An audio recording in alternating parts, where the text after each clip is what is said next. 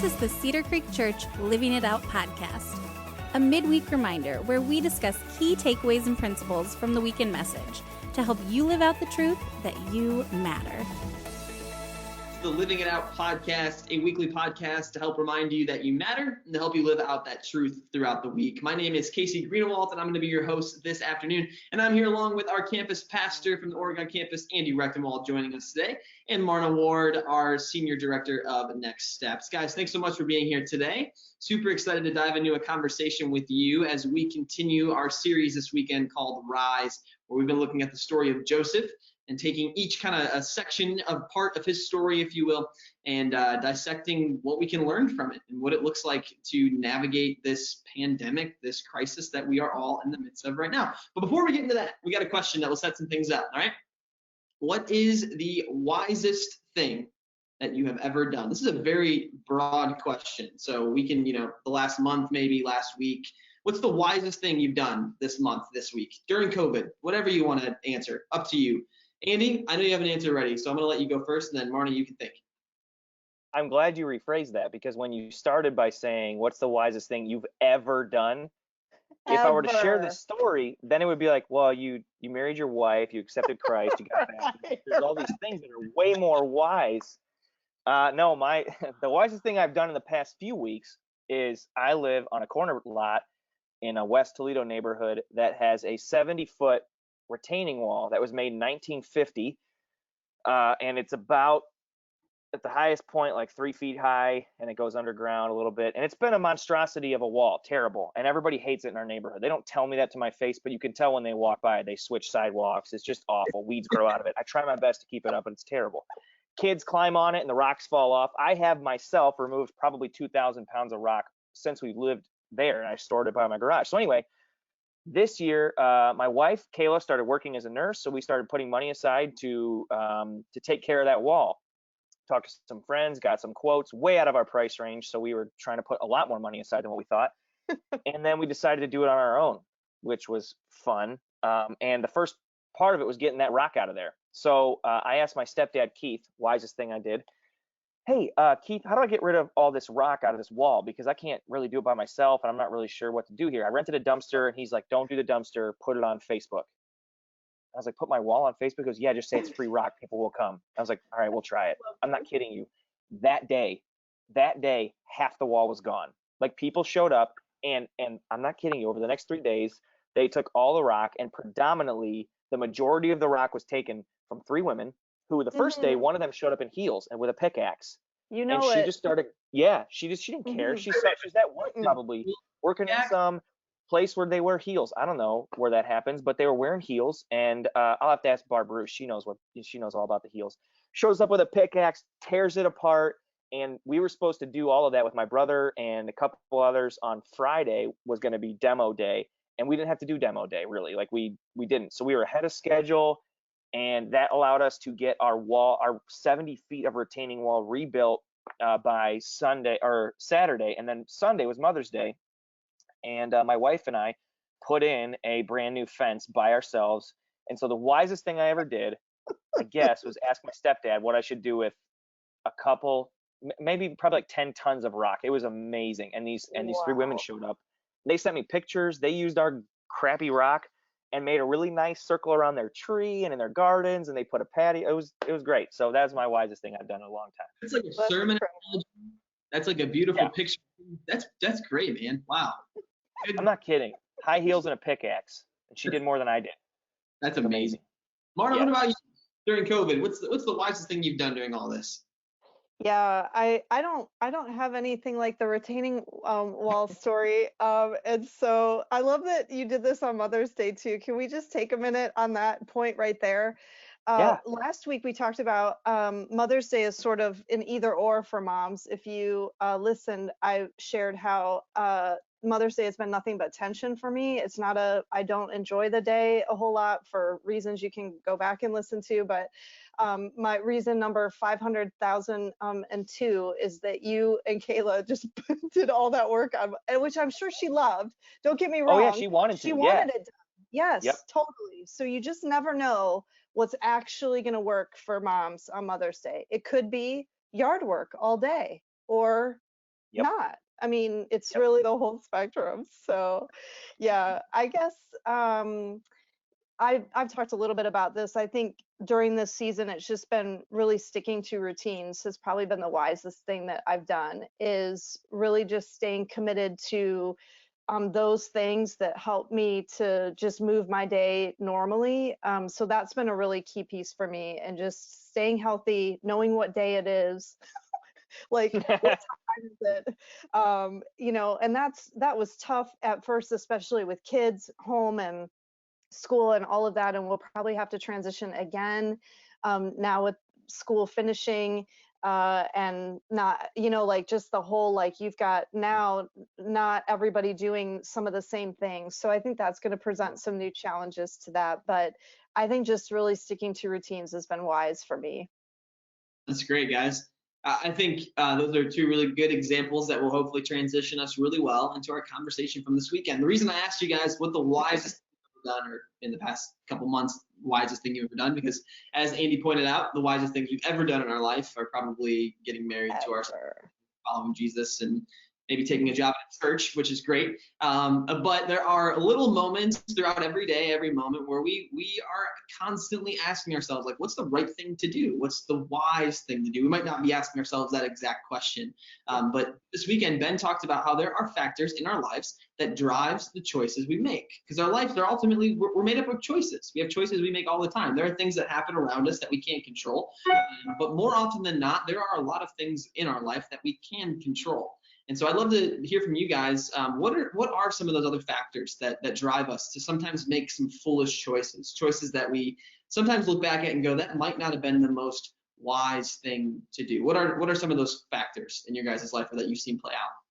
I think one of the big things is, and Ben talked about this, but when our emotions are driving, that can always be a piece where there's even like everything feels really urgent, and it feels like if it can't get solved right now, then I don't know what, like terrible things are going to happen. Like I feel like when my emotions drive, I get super black and white about it. Like it's a always never situation. There's like nothing in between. And so I think that's a big part of what prevents us from stepping into wise decisions. So for me, that's one of them. I don't know. How about you, Andy? I think the thing I resonated with there, the thing I was going to say is when it's fast. For me, like when it's impulsive, and when you know that you should take the time to weigh the options or consult with somebody you trust, but you don't, because they're going to tell you, hey, you probably shouldn't do that right now, and like I would say that, for instance, with my retaining wall analogy, we wanted to do that last year and we just didn't have the money for it. And talking with a couple friends that I trusted, luckily I did, because I would have pulled the trigger and we would have been in a bad spot doing something that we didn't need to do at the time, without the money that we needed. So I think for me and for a lot of the people I talk to, it's impulsivity. It's when you won't wait, because it has to happen. If you don't do it now, you're never going to do it. If you don't buy that car, and so I think it's impulsivity. And I love that Ben talked about it, Marna, you just brought it up, the emotional part of it, and not like sad emotions, but just like you could be angry at the time. Your spouse could have frustrated you, so you do something because you've given yourself permission to do it, because you've earned this, or that it doesn't matter because they already blah blah blah. So I think it's the emotional and the impulsivity for sure that causes us to make foolish decisions. Causes me to make foolish decisions for sure. I don't know about you, but when I was younger, I had the people that I could go to when I did not want to make a wise decision, because I knew they would fully support the unwise choice. Like, Right. you better what, like, You've and then earned this. Yeah, We you talk about deserve that for high school kids, because Right. that's really something you do as a high school student. You try and find the one who's going to affirm the wise choice, right? You know what? Yeah, And that's the thing who's is, my high school friend? students hate when you say back to them, have you talked to your parents about this at all? They're like, well, no, that's why I'm coming to you. I want you to tell me it's a good idea. Like, Right? Yeah. Yeah, this conversation, it's easy to talk about, because oftentimes it's like, oh, the wise thing to do, like, wash your hands because COVID, or, don't go to large gatherings. Like, that's the wise thing to do. And honestly, when you even mention this topic, this conversation, like, what is the wise thing to do? I think for a lot of us, we think, what's the wise thing to do right now in light of COVID-19, in light of the pandemic, in light of what's happening in our world, which is great, and we should be pondering those questions. I think as we've continued to realize as a country that there's a lot of people asking those questions, and the people that get paid the most amount of money to answer those questions, they're trying to figure it out too. So I think a better question and a better place to look at that is in our personal lives. Ben, this weekend, he defined wisdom as it is the practical application of God's principles in our life. The practical application of God's principles in our life. And Ben talked about how God has principles for all different areas of our life, our finances, our family, our work, our relationship. And I think something to remember too is ultimately those principles that God teaches us, and we talk about this too here, they're not meant to restrict you from experiencing fun and experiencing, they're actually meant for you to experience those things in the fullest. So I'd love for you guys to talk about that. Like, I like to say it this way, wisdom typically makes sense in some sort of way. What has been your experience with that? Has there been maybe a circumstance in your life where you're like, this didn't make sense, but it was the wise thing to do? What do you guys think about that? Yeah, it's funny as you were talking through that, I was just trying to think of different scenarios even for me where like gosh, has the wise decision always made sense? And I think you're right. I mean, I think there's yes, fundamentally like, yes. But I think there is a part of this that in some ways when it is some of the timing issues of when you can ask yourself that question that it slows you down in some of that. And especially when you think about those different categories, right? Like when you think about relationships or money or some of those, like wisdom forces you to play the long game in a time when usually you really want to play the short game. And it seems like I can get a lot of wins or gains in the short term by setting it aside. So I think for me, when I think about wisdom, I always think about it that it plays the long game. And sometimes I just don't want to play the long game. Like I just don't want to. I like that's so prideful, but I just don't want to play the long game. And so I agree that it makes sense, but I think sometimes it doesn't feel good, or it is going to slow me down on some of those things, or I don't know. It's not necessarily about the instant that it immediately makes sense, or that it, those sort of things. That's what I thought about. So how about you, Andy? Who will often say wisdom is delaying immediate gratification, like seeing the long-term effect of being able to delay what might feel good right now for what will be better later. And we've heard it said different ways before, but I think that's well said.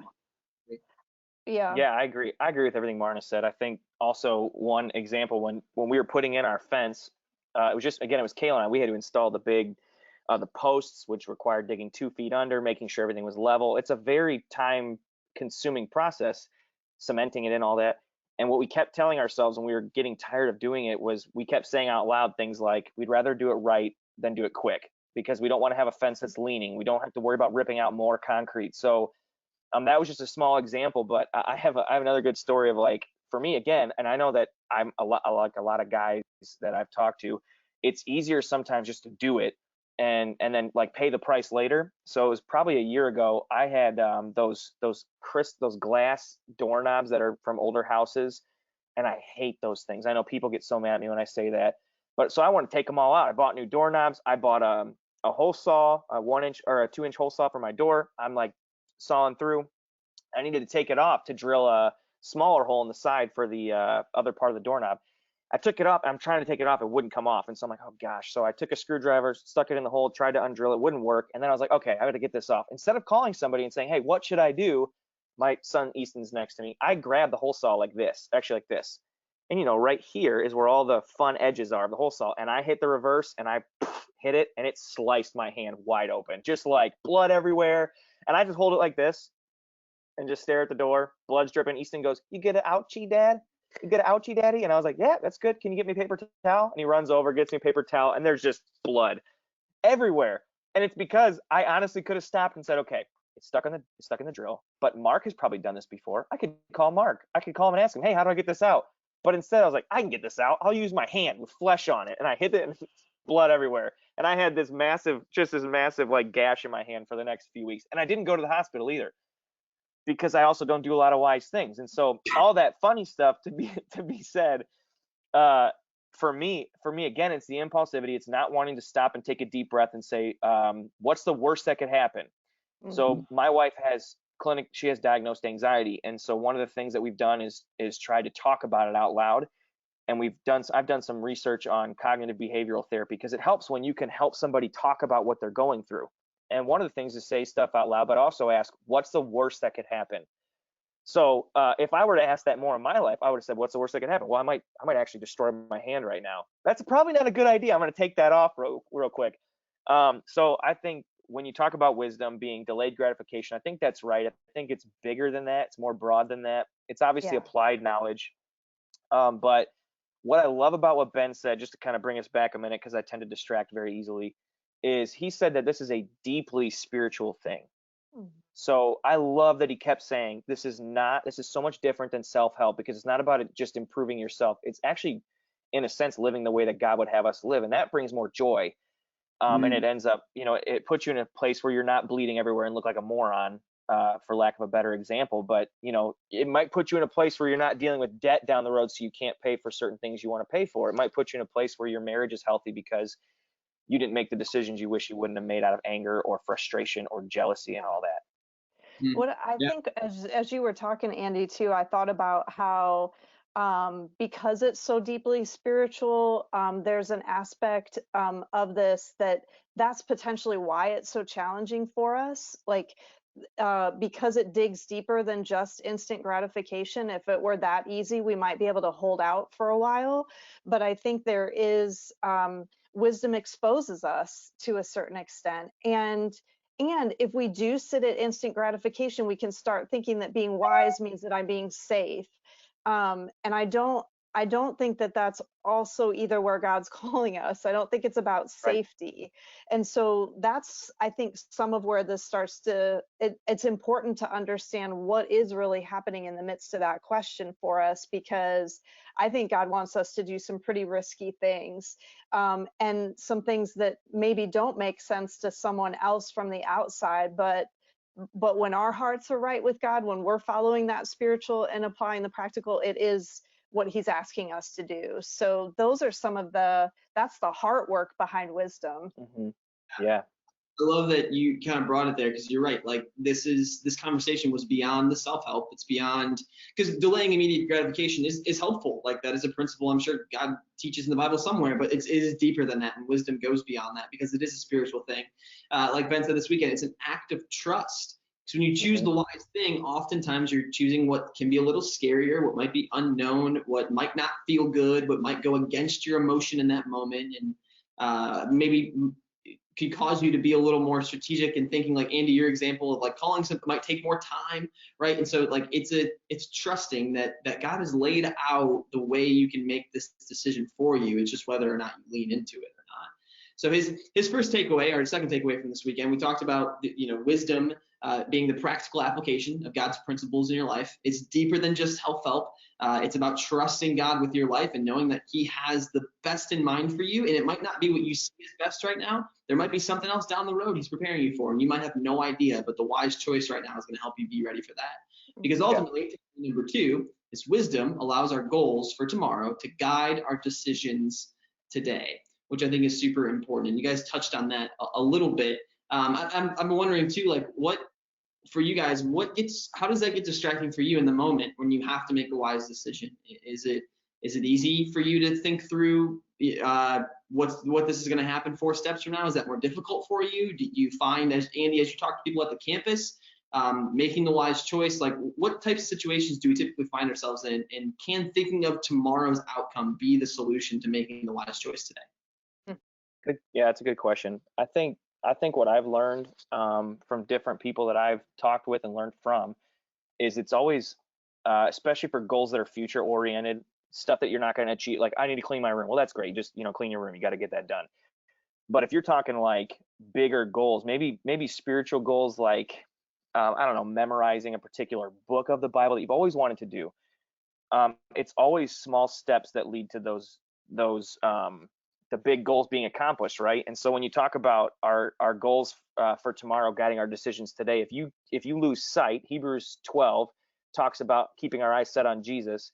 If you lose sight of the goal, it's tough to make those wise decisions in the moment. And so if you're constantly just thinking about the one thing you have to do today, and that's the goal, you might skip it because I can always do that tomorrow. But if the goal is like, okay, I want to, like for me, when I started running in September, it was miserable for 2.5 months. Hated it. And you can look at, like, I track it all on my Nike running app, and you can see the first few weeks were just terrible. It was like a mile, then a quarter of a mile, then an eighth of a mile, and then it was like, and how did I feel? I felt terrible. I wanted to die. And people would see me in my front yard laying in the grass like this because I was just miserable. And now I look forward to it. But the way that I kept doing it every single day was to tell myself, actually the Nike running coach would tell me, in certain running segments, he would say, hey, I want you to picture what you're going to be like in 4 months if you just keep doing these little runs every day. If you do like a 3-mile run or a 1-mile run, what's life going to be like then? Because you won't be exhausted after a mile run. Mile won't be enough for you. And that's where I am today, which feels great. Like if I get done with a run, I'm going, wow, that was, it's 3 miles. Okay, I could do more than that tomorrow. And there has been progress made there. I think spiritually is the same. Marna kind of touched on it. The ethereal nature of spirituality, or like you can't grab onto it, makes it a little bit harder. Weight loss is weight loss. Fitness is fitness. Mm-hmm. Spirituality is a lot different. And so the act of trust is so robust and also hard to explain what it looks like to trust God. But the more that you practice that, even in the small stuff, like if you say a year from now, I want to be a guy who prays first. Well, that might mean that you set a goal that every day before you get out of bed, the first thing you do is pray. And it's just that simple. Pray for a couple minutes. Just say, God, thank you for this day. Give me a good one, and get out of bed. And then that's the first thing you're doing. And just that one goal is nothing. But if you say, hey, for the last year before I've gotten out of bed, I've prayed pretty much every day, you're a different person at that point. Yep. I love that. Marna, any other things to add from that? No, I thought that was great. I mean, I think that really pushes into a lot of where Ben was talking about, that progress piece of wisdom. And there's so much to that. To Andy's point, we can see it in some of our physical realms of, like when you think about being wise with your money and you're like, oh, the bank account's going up versus down. It's either negative or it's not. Yeah. I mean, some of this is a little more clear cut, even when it honors God, which is what I do think that the financial piece for me is always a ton of fun, because God shows up in such incredible ways in that space. And I know there are so many people that are concerned about money, anxious about it, are experiencing a real loss around it, having to go through all of the unemployment hoops, which are just a lot. And so that is one area that I felt like, as you were saying, like, if I want to pray first, pray first. I think sometimes if we do the tangible, we start to really see what it looks like to trust God in those spaces, and it starts to tie together the mental and spiritual pieces as well. Like I think early on in my faith, I had to take some really practical steps around it. One was money, and 2 was sort of some of I'm going to pray in this particular way, because it's those things that start that in us. Yeah. And you guys touched on this a little bit, but so recap real quick. Most important question is, what's the wisest thing to do? We're all asking that question in some way or another. What's the right thing to do? What's my next step? What am I supposed to do with my life? And then from there, we talked about how wisdom, what's the wisest thing to do? That's the right question to be asking. Because ultimately, wisdom is applying God's practical principles to our life. And wisdom allows for our goals for tomorrow to help dictate our decisions today. But I think for a lot of us, when we focus on where we want to go, we see the perfect image of where we want to be. And that can inhibit us from taking one step. Yeah. And so I'd love for you guys to talk about how the idea of wisdom, how does that blend together with just taking the next right step, making the next right choice? How does this idea of perfection, where I want to be, get in the way of maybe making and taking the initiatives to make a wise decision today? So this is, could potentially be one of the biggest lessons of my I've said it a million times. I'm totally a recovering perfectionist, and I always will be. As an Enneagram 1, I have this massive inner critic in my head, and so just learning to manage through some of what that means for perfection. But I think one of the turning points for me was really recognizing that to perfect is a verb and it's not a noun.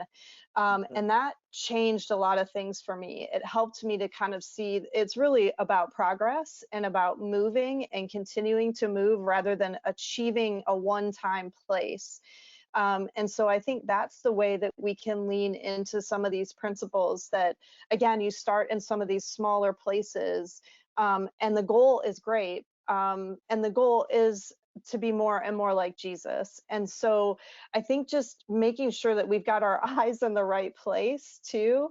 And this again is a ton of the heart work behind wisdom, but the more that you take some of those practical steps, recognizing that again, these are verbs, they aren't an arrival spot, that this is a whole process and as part of the adventure, I think is where you can stay in healthier space about it for sure. So Andy, how about you? Yeah, I agree, and I love that phrase. Wisdom values progress more than perfection, and I'm not a perfectionist, but I do understand the tension of not wanting or giving up on my tendency would be to give up on something because I'm never going to get there anyway. Mhm.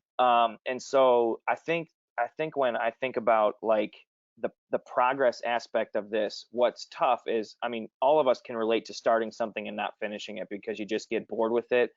And one thing that I had when I was in school at Biola, we had a professor who knew Greek and Hebrew, and he was kind of encouraging us to learn it. We're sitting there, and at that time, I think I was 25 or whatever, and we just had our first daughter, and I know like counting to 20 in Spanish, and I took a little French and a little German, and I don't know anything. And he's like, telling us you should read the Greek. When you read the Greek of the New Testament, it's just so like different. You get a different perspective, and we're all like, yeah, we're not going to learn Greek though, so that's not going to happen. He goes, yeah, you know what? He said, but if you start today and you pick out an easy intro to Greek curriculum and you just do a little bit every day, or once a week you do something, in a year, you're going to be a year further than you are now. And you're going to look back and go, I'm glad I did that.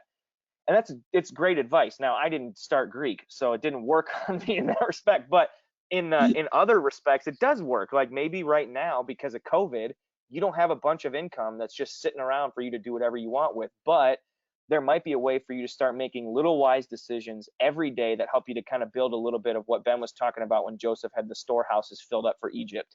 Or maybe you don't know how to read the Bible, or you don't really know how to pray, and you're so intimidated by prayer, and you're so intimidated by this massive book we call the Bible, or you're so intimidated by joining a dream team because then I'd have to be vulnerable, then I have to go to growth.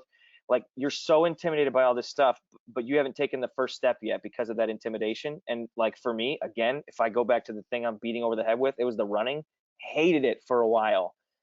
But I tell myself, if I just do something every day, and that's what I kept saying. I was like, eventually, maybe I'll like it. Maybe I'll like it. And it's prayer too for some people. It feels like you're praying to your eyelids or to a wall, or Mhm. and it just sometimes it just feels terrible. And so, but if you say, hey, I'm going to pray every day, you start exercising that muscle, it becomes easier. You start falling in love with it, and then that relationship, that trust starts to build. And I don't think there's anything more important for all of us to be doing right now than praying, no matter where we're at with our work, our home life, and all that. Great. I think from the two of you guys, I am continually inspired, and I learn what it looks like how small choices make big change. You both are very disciplined people, and I'm grateful to know both of you and how you've learned what that looks like. And even Andy, I think too, like it's been fun to watch you step into the running thing, just like make a small choice every day. Now you're a runner, like you are a runner, whether you like it or not. And you'll hit roadblocks. I mean, and I ran on my birthday. I ran on my birthday this year, December 31st. I went out for a 5K run, and then I got runner's knee the next day, and I couldn't run for 6 weeks, and it sucked. And I was so mad. I was so set back. It was 6 weeks of no running, and I had just fallen in love with it, but I couldn't wait. And I did everything I could to get myself trained and ready to go because I wanted to go do it. So I think there's the other aspect of it too, where like you might make all this progress, and then eventually you're going to have a setback. You might get laid off. You might be doing well with your budget right now, and then a layoff happens. And you have to do everything in your power to make wise decisions every day to go. Like for me, it was the freaking elliptical machine. It was that stupid workout. But I would go to the Y every day to get on that elliptical so that my knees were still moving, so that I was still doing some sort of aerobic exercise. And I hated it. And then when the day came I could run again, I did, and it was too early. I had to go back to the elliptical. But I'm running again now, and I think there's value in that too, of knowing like that's the perfection piece.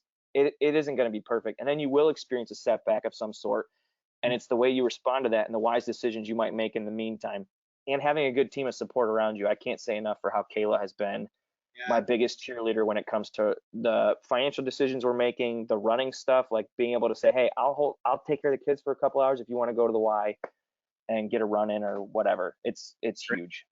I think that, well, that's what I love about this question is it applies on the plan that you thought you had, along with the setback that you will have a setback. Like that's sort of what I think is helpful too, is that especially as you read scripture, you come to a place where you're like, no, we will have challenges, we will have setbacks. And so that's why it's the best question ever. You can apply it no matter what is going on. Yeah. I love that. That's so good. And I think the physical dimension of life, it's so cool how each dimension really blend the principles that allow us to be successful in one blend over into others. And so even as you talk about the physical dimension and running, I mean, that blends over into our spiritual life as well, just like you shared. And ultimately, I'll wrap up with this. God sent Jesus to demand perfection for us. And Jesus did reach perfection, so we don't have to be. That's the beauty of the journey, right? Is we don't have to strive for perfection. We just try to take one step every day. What's the wise thing I should do right now? And I love what you said to me, Andy, about having a partner. I know each of you have incredible spouses, and I'm grateful for mine too. And I know some of us don't have spouses. We've got friends. Find those people, man. You got to have people cheering you on and helping you make those next wise decisions every day, because they're tough to do. They're going to get harder and harder the more you kind of move into it, the more roadblocks that you face. So that's why groups are so important. Yes, agreed. Thank you, Andy. That's a great, and that'll lead us into our transition. Look at that. A couple announcements for you guys real quick. Andy mentioned groups. Groups are so important. It's the way we connect with people. In fact, we actually talk about in kids and student ministries, it's the most important thing that we do. Beyond everything else, no service, no candy, no pizza, the groups. A person being connected with another person is the most important thing. So, Marta, you want to give us some details on this next group semester that's starting here in a couple weeks? Yeah, so we're really in a season of, if God has nudged you, if somebody has said to you, if you have felt like it's time to lead a group, then it is. You can trust that. And we would love to help get you equipped to be able to do it. So we've got group leader training that runs every fourth weekend, and actually these next few weekends leading up to the semester. So we'd love to partner with you in that and help you to lead a group doing something that you love to do. So that could be Bible reading. It could be taking walks. Hopefully this summer we'll be able to do that sort of thing. It could be listening to music. It could be watching a movie together. It really can really look like all sorts of things. And we'll help you to be able to make that a group that is still focused on God and still gives you an opportunity to pray for each other.